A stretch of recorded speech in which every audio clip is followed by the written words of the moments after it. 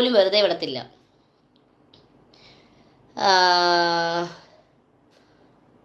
എന്തോ ഒരു മുണ്ടയ്ക്ക തിന്ന് നോക്ക് അതിയതി. മുണ്ടക്കയോ ചേച്ചി? എന്തോ എടി വെടി, എൻ്റെ പൊന്നിടാവെ, നീ വെടി വെടിയെന്ന് വിളിക്കാനായിട്ട് നീ ആരെയാണ് ഈ വെടിയെന്ന് വിളിക്കുന്നേ?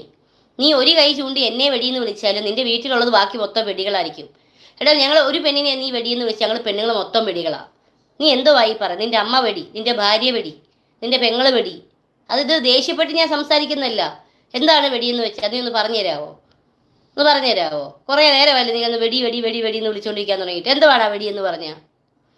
നീയൊക്കെ ഭാര്യമാരെ കല്യാണം കഴിച്ച് കെട്ടിക്കൊണ്ട് വന്നിട്ട് സമ്മതമില്ലാതെ അവർക്കൊരു വയ്യാഴിക ഉണ്ടോ, അല്ലെങ്കിൽ അവർക്കൊന്ന് തൃപ്തിയായോ, ഇതൊന്നും ചോദിക്കാതെ അവളുമാരെ ഏത് നേരം നീയൊക്കെ പിടിച്ചിട്ട് കളിക്കും ഇല്ലേ?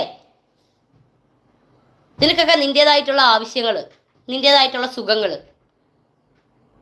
ഇതിനാണ് നീയൊക്കെ അവരെ നീയൊക്കെ ഉപയോഗിക്കുന്നത്. അല്ലെ, അവർക്ക് എന്തെങ്കിലും ആവശ്യമുണ്ടോ, അവർക്ക് സന്തോഷമുണ്ടോ, അവർക്ക് സുഖമുണ്ടോ, ഇതൊക്കെ നീ ചോദിക്കാറുണ്ടോ? ഇല്ലല്ലോ. കാശിന് വേണ്ടി സ്വന്തം ശരീരം വിറ്റ് അവരുടെ കുടുംബത്തിന് വേണ്ടി ജീവിക്കുന്ന സ്ത്രീകളെയാണ് വെടികളെന്ന് നീയൊക്കെ പറയുന്നല്ലേ? ഞങ്ങൾ പെണ്ണുങ്ങൾ സാധാരണ കല്യാണം കഴിച്ചു കൊണ്ടുവരുമ്പോൾ ഞങ്ങൾക്ക് കാശും തരാറില്ല. നീയൊക്കെ ഏത് നേരം ഞങ്ങളുടെ ദേഹത്ത് കയറി ഇറങ്ങുന്നുണ്ടല്ലോ. ഉണ്ടോ? ചോദിക്കുന്നുണ്ടോ? ഞങ്ങൾക്ക് എന്തെങ്കിലും കുറവുണ്ടോ, നിങ്ങൾക്ക് തൃപ്തിയായോ എന്നൊരു വാക്ക് നിന്റെയൊക്കെ വായിന്ന് കേൾക്കുന്നുണ്ടോ? ചോദിക്കുന്നുണ്ടോ? ചോദിക്കുകയില്ല. അപ്പം ഞങ്ങൾ എല്ലാ